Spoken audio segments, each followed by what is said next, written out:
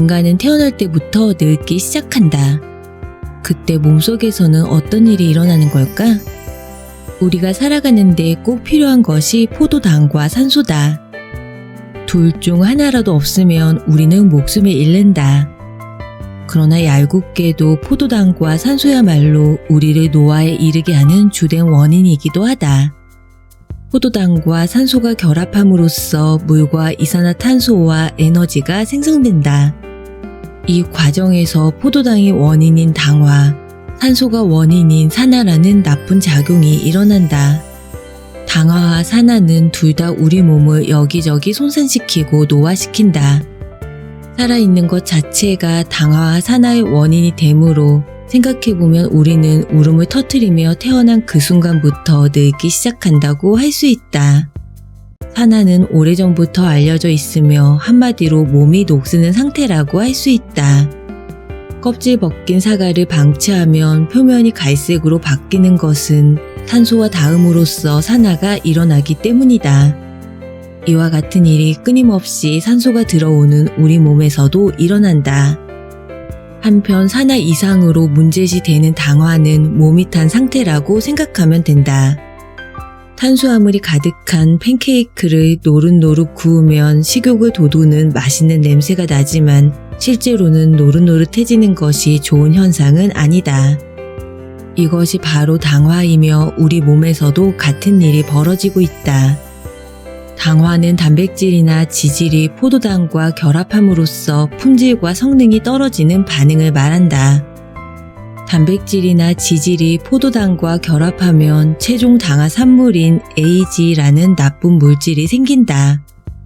AG야말로 온갖 질병과 노화 현상의 주범이다. AG는 단백질이나 지질이 포도당과 결합해 생기는 물질이지만 우리 몸은 수분을 제외하면 대부분 단백질과 지질로 이루어져 있다. 이 점을 생각하면 포도당이 남아도는 상황이 얼마나 좋지 않은지 이해할 수 있을 것이다. 게다가 AG는 단백질이나 지질을 변성시킨다. 이를테면 피부의 콜라겐이 변성을 일으켜 주름이나 기미를 만들고 혈관의 단백질이 변성되면 혈관이 딱딱해지고 쉽게 터진다. 말하자면 동맥경화를 일으키는 것이다. AG가 쌓인 상태인 검버섯이나 기미는 피부에 그을림인 셈이다. 또 AG가 발생한 사실을 감지하여 대식세포 등에서 AG와 결합하는 수용체가 만들어짐으로써 세포의 염증을 일으킨다. 이런 만성적인 염증은 온갖 질병의 원인이 된다. AG는 이처럼 체내에서도 만들어지지만 한편으로 식품에도 포함되어 있다. 특히 노릇노릇타서 그을린 음식에 많이 들어있다. 늙고 싶지 않다면 AG를 줄인다. AG가 많은 식품과 조리법을 파악한다. 식재료의 단백질이나 지질이 포도당과 결합하면 거기서 AG가 생긴다. 몸속의 AG를 조절하기 위해서는 식생활에서 주의해야 할 점이 두 가지가 있다. 하나는 몸속에서 AG를 생성시키는 식사를 피해야 한다는 점이다. 포도당이 남아돌도록 만드는 탄수화물을 과잉으로 섭취하지 않도록 주의한다. 다른 하나는 애초에 AG가 많은 음식을 멀리해야 한다는 점이다. 다만 식품에서 얻는 AG는 그것이 전부 몸속에 축적되지 않고 10% 정도 몸속에 저장되고 6~7%는 장기간에 걸쳐 쌓인다고 알려져 있다. 그렇다고 그럼 신경 안 써도 되겠네 로 끝나는 일이 아니다. 사실 같은 음식도 조리법에 따라 AG 함유량의 자릿수가 바뀐다. 그에 대한 지식이 있는지 여부에 따라 건강에 미치는 영향이 달라지는 것이다. 식초나 레몬을 조미료 대신 쓴다. 담그기만 해도 AG가 줄어든다. AG에서 주목해야 할 것은 조리법이다. 예컨대 같은 양의 연어를 먹더라도 날로 먹을 때보다 튀겨 먹을 때 AG가 급증한다. 요컨대 AG는 고온에서 조리할 때 크게 늘어난다. 가장 좋은 것은 날로 먹는 것이며 익혀 먹는다면 삶거나 데치는 것이 좋고 굽거나 튀길수록 점점 AG가 늘어난다. 같은 감자튀김도 집에서 직접 튀긴 것보다 패스트푸드점에서 파는 것이 AG 함유량이 높다. 패스트푸드점에서는 더 높은 온도에서 조리하기 때문이다. 식초에는 AG를 낮추는 효과가 있다.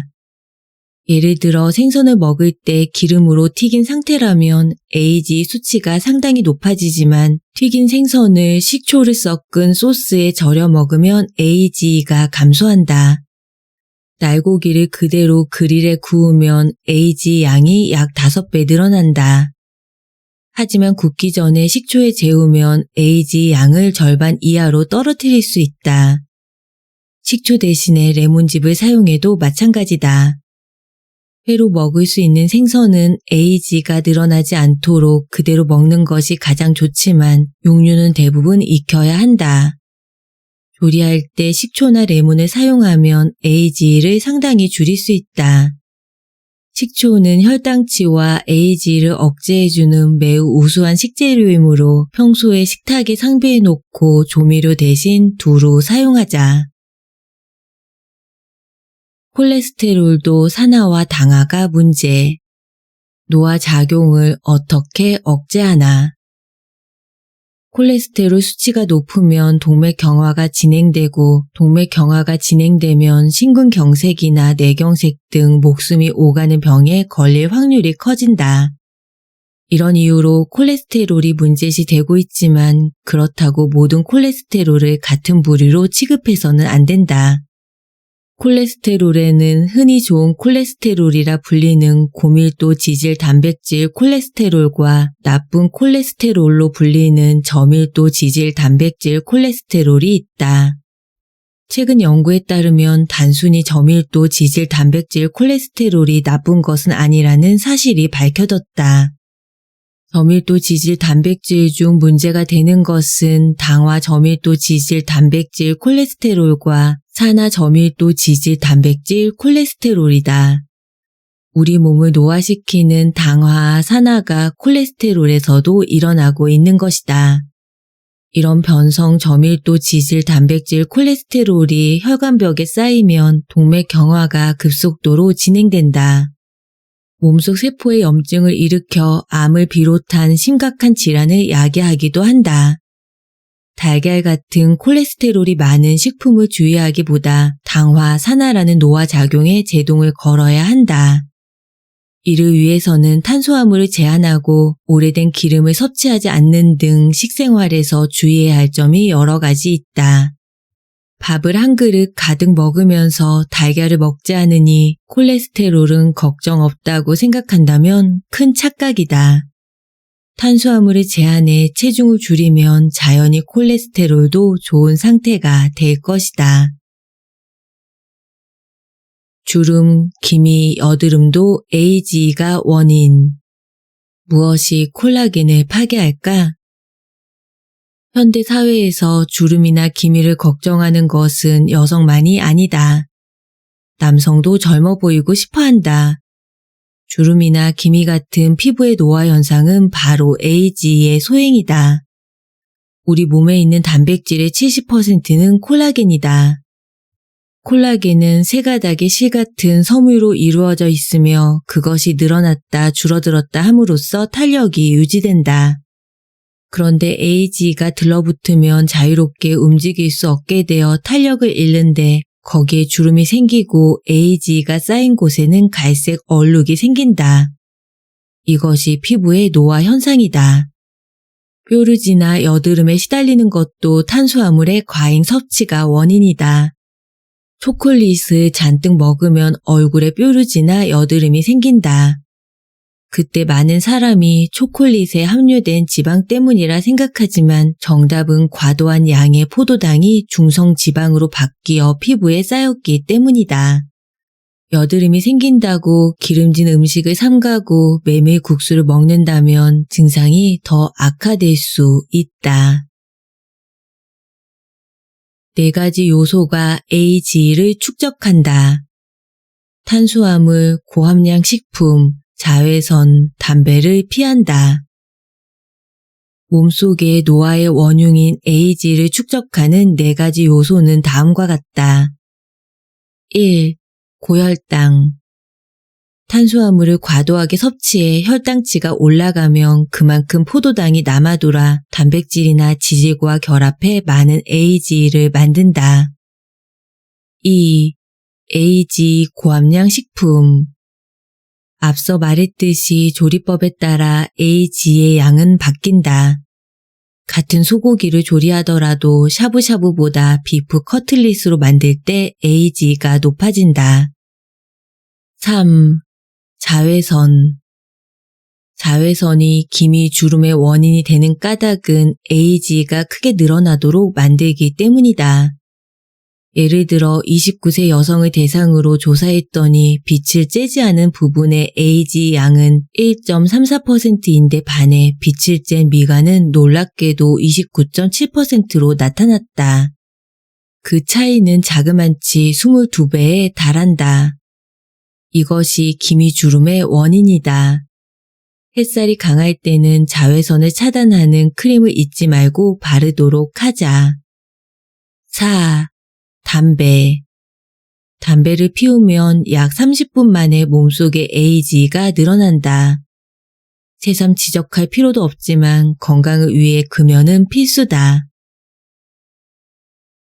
장어, 닭고기, 참치는 천연 항산화 식품. 카르노신이 노화를 억제한다. 장어, 닭고기, 참치 등의 간과 근육에 많이 들어있는 카르노신이라는 물질은 매우 강력한 항산화 작용을 한다. 최근의 연구에 따르면 AGE도 강력하게 억제할 수 있다. 철새가 러시아에서 일본까지 먼 거리를 날아올 수 있는 것도, 회유어가 쉼없이 헤엄을 칠 수 있는 것도 모두 풍부한 카르노신을 갖고 있기 때문이다. 이런 천연의 항산화물이라 할 만한 식재료를 섭취함으로써 우리 몸에서 발생하는 활성산소가 제거되어 노화를 억제할 수 있다. 나는 한 주의 업무가 시작되기 전인 일요일 밤에는 카르노신이 풍부한 장어를 먹는다. 젊고 활기 넘치는 몸을 만들고 싶다면 장어, 닭고기, 참치 같은 카르노신이 풍부한 식품을 적극적으로 섭취하자. 비타민 B1, B6가 AGE를 억제한다. 여름철 더위도 막아주는 천연의 보약. 비타민을 대표한다고 할 만한 비타민 B군 중 특히 B1과 B6에는 AGE를 억제하는 강력한 힘이 있는 것으로 밝혀졌다. 실제로 임상실험도 이루어졌을 정도이므로 이미 약에 가까운 효과를 보인다고 간주해도 될 것이다. 비타민 B1의 하루 필요량은 남성이 1.4mg, 여성이 1.1mg이다. 비타민 B1이 부족하면 다리가 저리거나 붓고 온몸이 무기력해진다.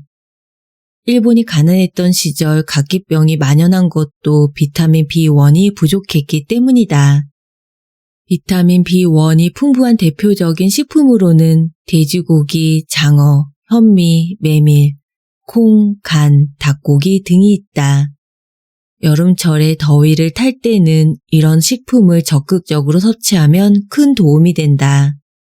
한편 비타민 B6의 하루 필요량은 남성이 1.4mg, 여성이 1.2mg이다.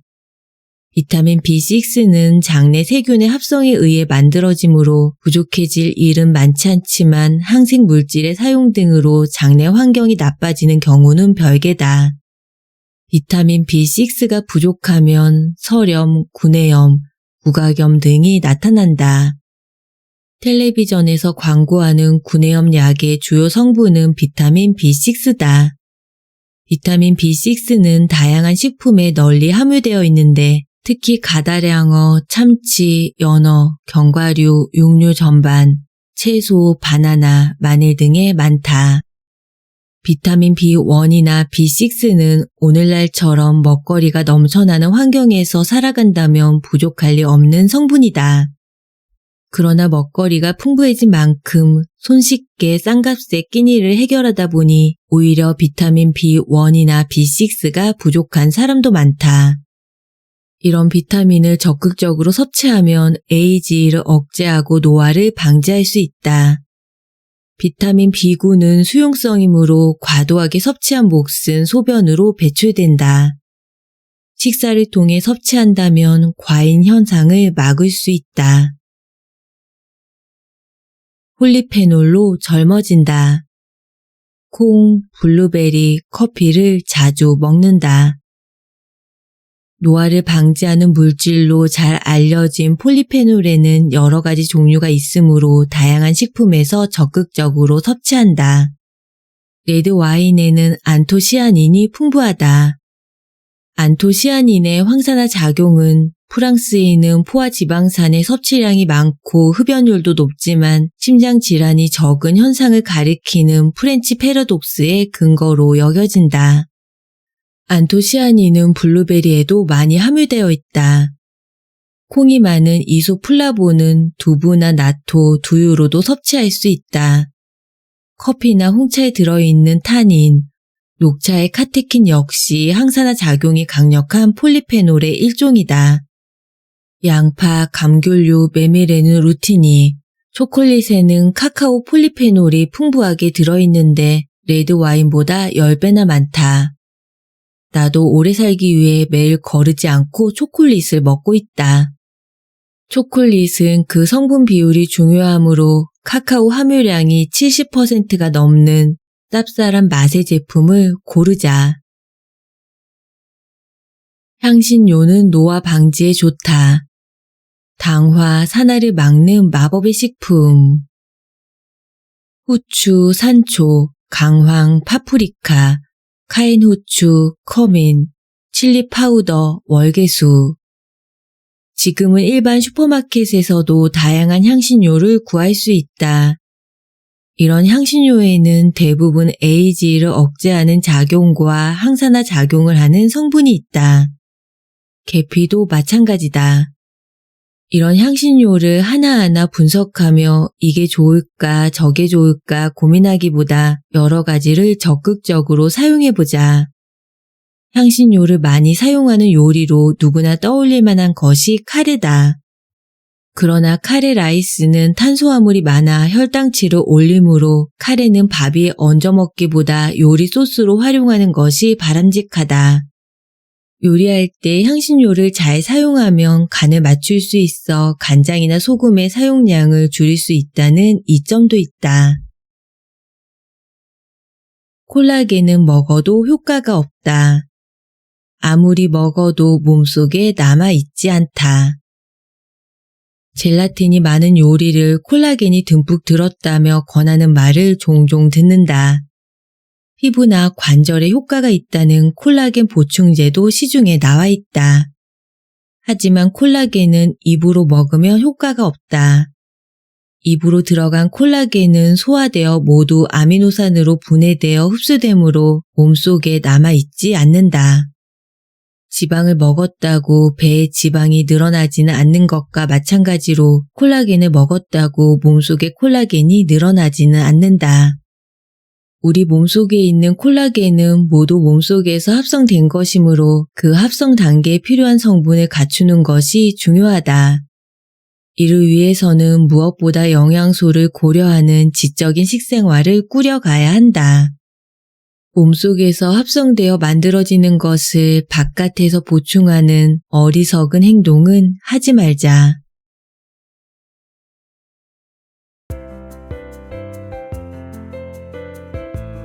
오늘 설의책방에서는 마키타 젠지 지음, 전선영 옮김 더난 출판사 출판, 식사가 잘못됐습니다 중에서 4장, 늙지 않는 식사법, 외모, 기력, 체력을 유지하고 젊음을 되찾다의 내용과 함께했습니다. 38년 경력의 저명한 당뇨병 전문의로서 그동안 20만 명을 진료하여 의학적으로 올바른 식사법을 밝혀낸 저자는 이 책에서 노화의 원인이 단백질이나 지질이 포도당과 결합하면 생기는 최종 당화 산물인 AG에 있다고 설명합니다. 포도당이 남아돌도록 만드는 탄수화물을 너무 많이 섭취하지 않도록 주의하고 AGE를 낮추는 효과가 있는 식초와 레몬즙을 사용하여 음식을 조리하고 AGE를 억제하는 장어, 닭고기, 참치 등의 천연 항산화 식품을 가까이 함으로써 더욱 젊고 건강하고 활기찬 인생을 만들어 나가는 여러분의 오늘을 응원합니다. 세상은 뷰티풀, 인생은 원더풀. 당신이 최고입니다. 끝까지 시청해 주셔서 감사합니다. 구독과 좋아요로 앞으로도 서리책방과 함께 해주세요.